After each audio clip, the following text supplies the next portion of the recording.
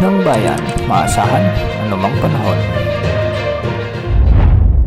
Magandang araw po sa ating lahat. Narito na ang pinakahuling update sa magiging lagi ng ating panahon at sa patuloy nating minomonitor na bagyong Uwan. Patuloy na kumikilos papalapit sa ating area of responsibility ang bagyong Uwan at binigyan na ito ng local name kahit hindi pa ito nakapasok sa ating PAR. Ito ay dahil sa nagtaas na ang pag-asa ng wind signals sa maraming lugar sa ating bansa dahil sa patuloy na paglapit nito sa ating kalupaan. Huling namata ng sentro ng Severe Tropical Storm Uwan sa layong 1,100 km silangan ng Eastern Visayas.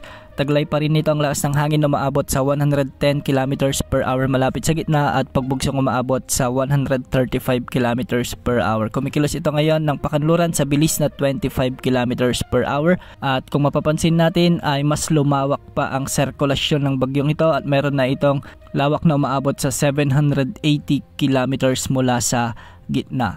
Dahil dito nakataas na ang Tropical Cyclone Wind Signal number 1 sa malaking bahagi ng Bicol Region kasama na ang Camarines Norte, Camarines Sur, Albay, Catanduanes at Sorsogon kasama na ang Burias Island at Ticao Islands, ang katimugang bahagi ng Quezon Province sa may Romblon, ang hilagang bahagi ng Capiz at Iloilo sa may Bantayan Islands, Masbate. Signal number 1 din sa Eastern Visayas sa may Northern Samar, Samar Province, Eastern Samar, sa may Biliran, Leyte, Southern Leyte. Ganitong signal din ang nakataas sa may Negros Occidental o sa hilagang bahagi ng Negros Occidental, ang central at northern portion ng Cebu Province, Camotes Island at ang northern portion ng Bohol. Signal number 1 din sa may Dinagat Islands, Bukas Grande Island at Surigao del Norte. Ang mga lugar na ito ay makakaranas na ng hagupit ng bagyong Uwan sa susunod na 36 na oras kaya paghandaan na po ang patuloy na paglapit ng bagyong ito sa mga kalupaan ng ating bansa. Ayon sa Pag-asa, halos kasing lakas lamang ng bagyong Pipito ang bagyong Uwan na kung saan umabot din sa halos super typhoon ang bagyong Pipito noong nakaraang taon. Bukas inaasang makakapasok na ito sa ating area of responsibility o mamayang gabi ay makakapasok na rin ito sa ating PAR. Inaasang lalakas pa ito bilang typhoon category at hanggang bukas mapapanatili nito ang kanyang lakas bilang typhoon category. Sa araw ng linggo, inaasang maabot na nito ang kanyang super typhoon category habang ito ay lumalapit naman sa silangan ng Bicol Region at Eastern Visayas. Makakaranas na ng masungit na panahon ang malaking bahagi ng Bicol Region at Eastern Visayas dahil sa malawak na sirkulasyon ng bagyong ito simula bukas ng gabi o hanggang sa araw ng linggo. Sa hapon ng linggo ay magpapatuloy naman ang pagkilos ng bagyong ito ng pahilagang kanluran at posibleng tumbukin na nito o maglandfall sa araw ng Lunes sa bahagi ng Isabela o Aurora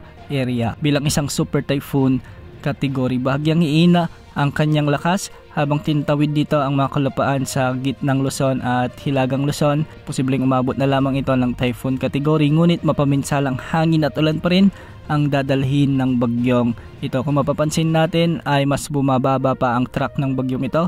Posibleng lumabas ito sa landmass ng Ilocos Sur o La Union sa araw pa rin ng Lunes ng hapon. Ngayon pa lamang pinaghahanda na natin ang buong Northern at Central Luzon kasama na ang Calabarzon at Mimaropa, ang Bicol Region at Metro Manila dahil sa mapaminsalang hangin at ulan na dala ng super typhoon na ito. Samantala, posible namang makalabas na ang bagyong ito sa araw ng Martes sa ating area of responsibility habang patuloy naman itong kikilos ng pahilaga at tutumbukin naman nito ang Taiwan area. Antabayan na ng mga susunod na updates ukol sa bagyong ito sa mga susunod na oras. Yan mo lang latest sa lagi ng panahon. Ito po ang weather update ng bayan, maaasahan anumang panahon.